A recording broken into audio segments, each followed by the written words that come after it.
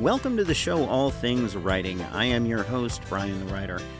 Let me take you on a journey through my writing life and introduce you to some of the amazing talent that exists in the writing world. Whether you are looking for a little advice or just to catch an interesting interview, sit back, relax, and enjoy the show. All Things Writing starts now. Hello, everybody. Welcome to All Things Writing, another fun-filled episode of All Things Writing. Today, we're going to talk about two things, three, I suppose, if you balance them out. We're going to talk about how to get a story started. How do you get a story? Now, I'm not talking about sitting down and writing. That's sort of a no-dust statement. Everybody knows to write a book, to write a short story, you sit down and you write. Anybody's confused on that, let me know. I'll circle back around to it. You got to sit down and then tippy type the keyboards. And you got to tippy type the keyboards and make the keyboards do the stuff, you know. But if you look past that, and I always say that one of the big disservices we do as writers to new writers is when they ask the question, well, how do I write a story? We always go back and we say things like, well, you know, button seat, hands on keyboard. That's what we say. I don't know that necessarily is the most helpful diagnostic kind of thing. How do you make a story? How do you start off a story? Let's concentrate on that little section because it's a bit devious. And the reason I'm thinking about this right now is I'm currently working on a project where there are multiple stories, and they're not short stories, but they're not, I mean, they are novella length. They're not maybe novelette length. They're not real long, but they're all kind of tied together with one central theme. Basically, the theme is things that cannot, creatures or things that cannot die, but have to or choose to, because either there's a sacrifice involved or it's just the way things sort of work out for them. There's actually two different subtopics there that we're going to talk about: long form, short form. The reason I'm keeping them separate is because there's a couple details I want to take out of that. The other thing I want to do is I want to talk about a book review. I've got a book review. I haven't done a book review in a while. I've been listening to books, but the book that I finished before this one, it's a classic, has a lot of reviews. There was no reason for me to really go into it. Has more than enough reviews. Doesn't need my 2 cents worth. But this one, I think I'm definitely going to post a review on. I will right now. But let's start with the stories. So let's take a novel, okay? And we're going to separate that from a short story for a minute. The reason I'm doing that is because I don't like the short story format. I don't like that short format because my issue is that you have to start. It doesn't give me enough room to really move around. I've never really been a huge fan of short stories anyway, just because writing them, when you think about your short story format, you think about a story format. You've kind of got the going up, rising, and tension, and then you go down, right? It's the roller coaster model. I argue that it's not quite the roller coaster model, because what you end up with is sort of you first chapter, you'll go up and you'll go down, but you'll come back up a little bit more, and then you go up and then you go down, but you come up a little bit more. And every chapter has its own roller coaster. At the very, very end, you're going up just a little bit, and that's how you keep people reading. That's how you keep the pages turning.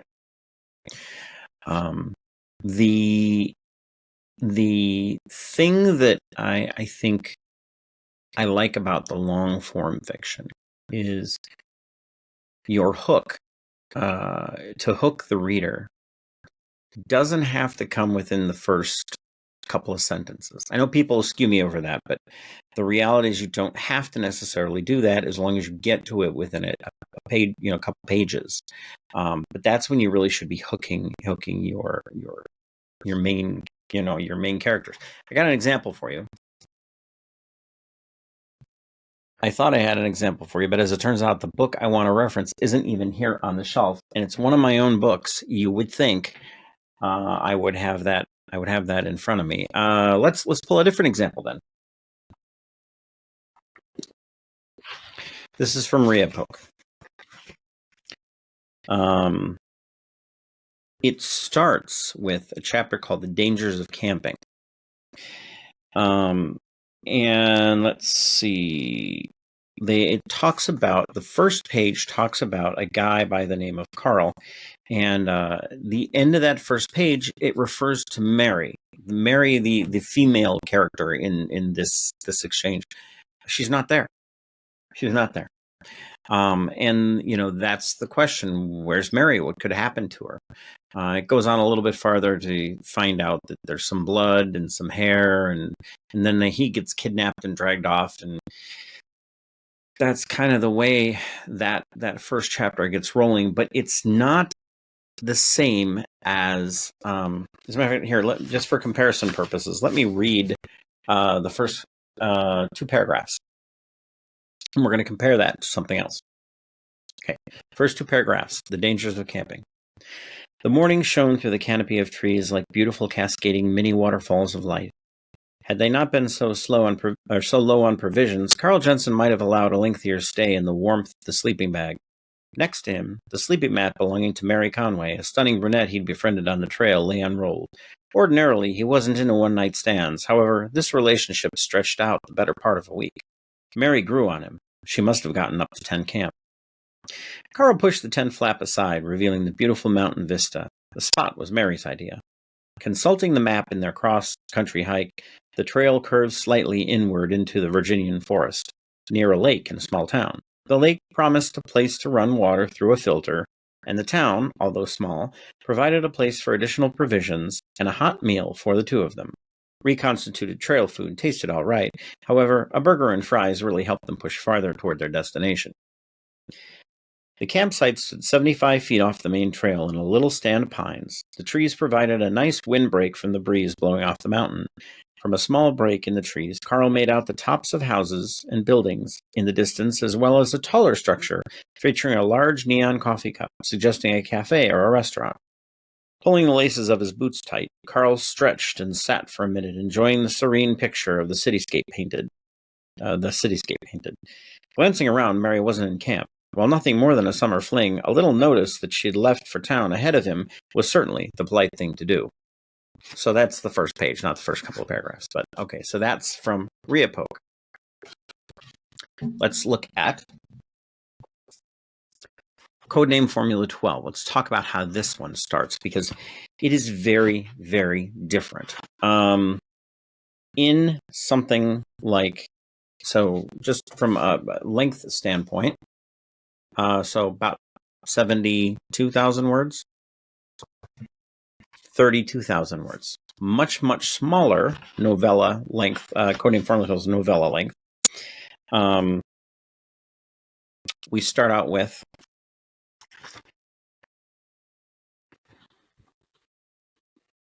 interviewer. The time is 0838, 17 May 1946. My name is Dr. Kozlowski, and I'm interviewing the German doctor and prisoner, Ulf Schmitz, about the events which took place in Germany during the war and his part in those events.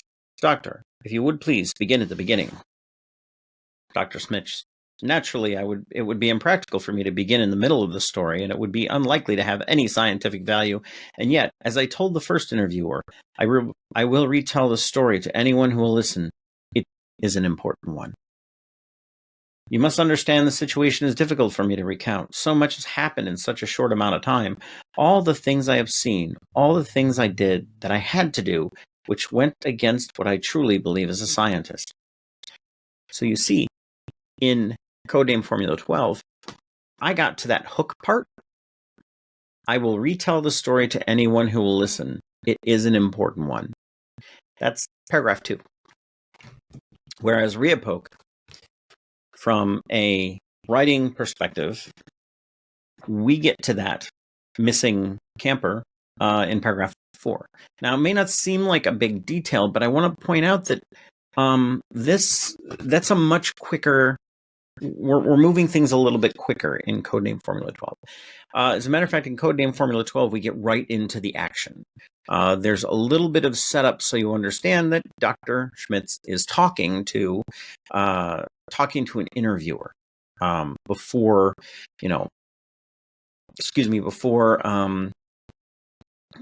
before getting into the meat and potatoes of the thing.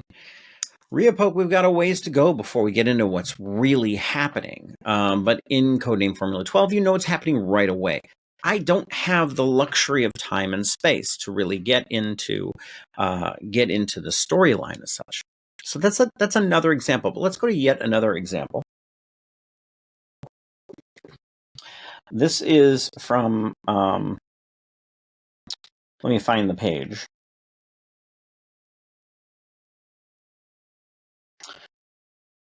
Oh, this is going to be from my offering into Dark Corners of the Old Dominion. This is a great book. It's a lot of fun. It was a lot of fun to write. It was a lot of fun to be involved in. Really, really pleased with the way it turned out. This is a short story, not very long. We start out with my dog barking very loud. But hey, Chloe. Sorry about that. Let's pause for a moment, shall we? So the dog was barking at the delivery guy. The delivery guy was from Amazon. He was delivering books. I know. So, on all things writing, at least it is a pause that I had to take for writing reasons. Very good. I like that. Okay. Back to what we were doing. Yes, from Dark Corners of the Old Dominion. We are going to talk about how this book starts. Beach House by Brian Nowak. Wind and rain pelted the sand like it was being punished for some perceived misdeed. It was easy to imagine nothing surviving in the hurricane threatening Virginia Beach as it started to erase the sand, shops, and homes along the shoreline. That included a solitary 2-story colonial home with a wraparound porch. There was little to stop the tempest outside from utterly whipping it away. It's a short story. We're starting with the tension. We're not starting, if you can think about that roller coaster, right? We're not starting down here. We're starting up here somewhere. I'm going to take you over that hump, but I'm not going to build that tension. Now, that is a very alien concept to some new writers. They have a hard time with this idea because at the end of the day, they want to explain everything to the reader. You can't do that. Not in a short story anyway. You have to get comfortable with the idea that the story you're painting, the people who are reading are naturally going to assume has something that went before it that they are just not going to know. So that is kind of the difference between the ways you're going to start your stories as you work your way through it.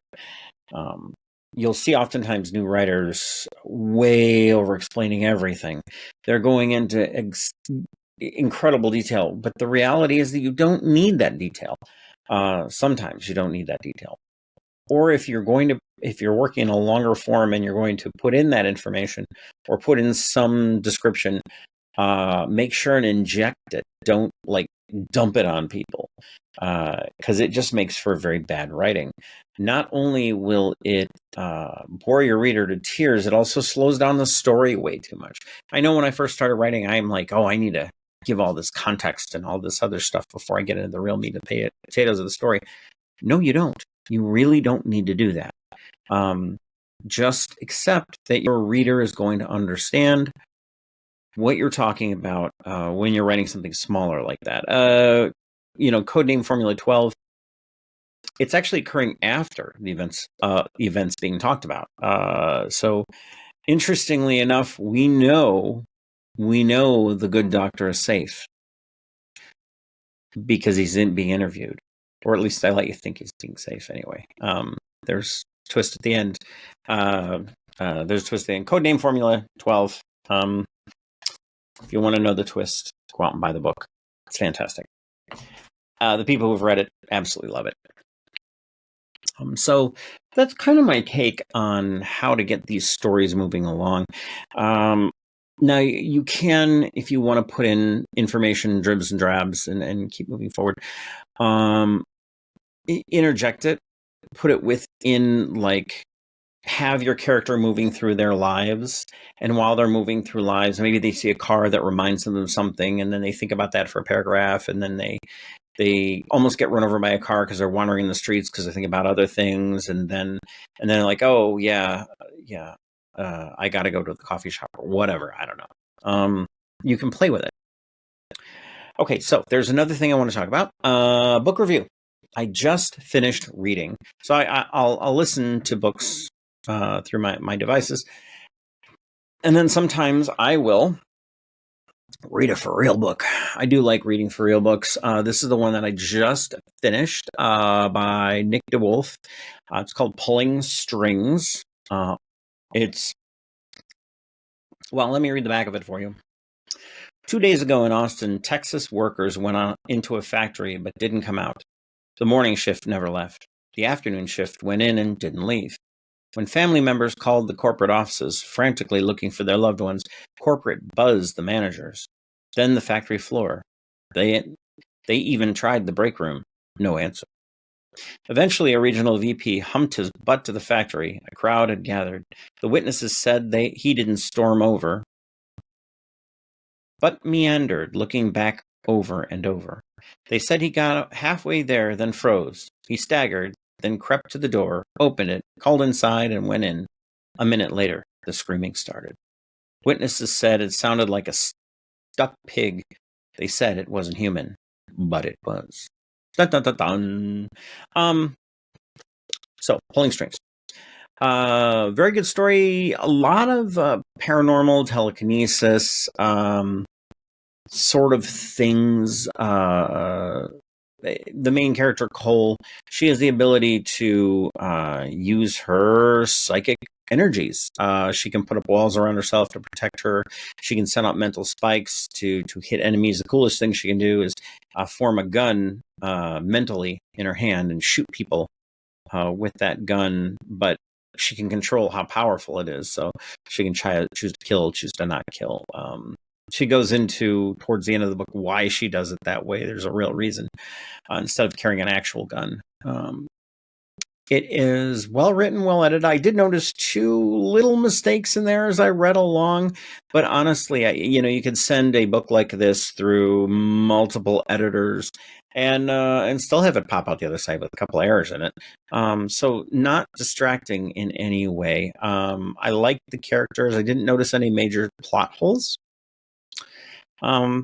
A good, fun story. I did enjoy reading it. Now, if I did have to ding it on a couple places, I would say there are a couple points where I think the explanations went a little long, so that kind of pulled me out of the story.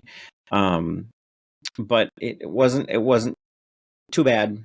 It wasn't too bad. It wasn't enough to make me put it down. Another thing that bothered me slightly is there's a little bit of head hopping. There's a couple points where I had to stop and go, wait a minute, back up. I lost the train here. Who was talking there? Oh, okay, now I got it. You gotta be, when you're writing, I prefer some sort of symbols or words or something that tells me we're switching characters. But I think in a couple spots that didn't get quite done the way it could have been. But I would still go 4 out of 5 on this book. It was definitely worth reading. Good read, enjoyable. If you like a good psychoanalytic thriller, or not a psychoanalytic, but a psychic thriller with honestly a kind of a terrifying bad guy or bad gal, as the case is. You will definitely enjoy this. There's some misdirection, which I wouldn't get into, which you think it's one person and then you find out, oh, it's not really them at all. I kind of like that. I kind of enjoy that. The final major battle scene is sort of a lot of fun too. I do like the fact that Cole, when she's moving through this world created by Mr. DeWolf, she's human. She's not like superhuman flying through and killing the baddies and I'm invincible. No, she's not invincible. As a matter of fact, she has to use her psychic abilities towards the end to keep herself moving. Because she's knows she's about done in. So anyway, Pulling Strings, Nick Dewolf. I'll put up a link for you right here. Bing. Okay, there. That's the link. Scan it. Go check it out. Yeah, I enjoyed it. Well worth the read. Okay, well, that is my quick down and dirty video review of Nick Dewolf's Pulling Strings. Worth the read. Go and grab a copy. You won't be disappointed. All right. Well, that's it for all things writing, ladies and gentlemen. Thank you very much. I will be on very soon with Dale Kesterson. So what happened was, I know I promised before we were going to have Dale on.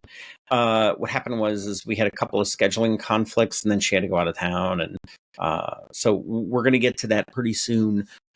After that, I have a special guest that's had some interesting paranormal experiences happen to him over his life, and he wrote what I would term a novelette. And he basically a nonfiction recounting of his experiences. I think it's really interesting. It's good to read. So, well, this is Brian the Writer on behalf of All Things Writing. Thank you very much for joining me today. I appreciate you spending some time with me. You guys have a wonderful, wonderful evening and a great rest of your week. Ta-ta.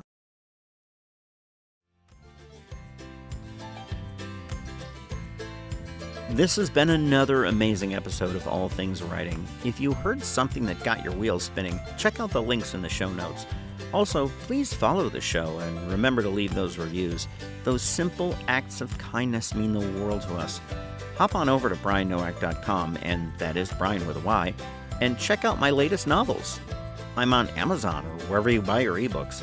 And as a reminder, the music you heard on the show today was used under license from the artist Ryan Encona. Thanks for listening to the show and have a blessed day.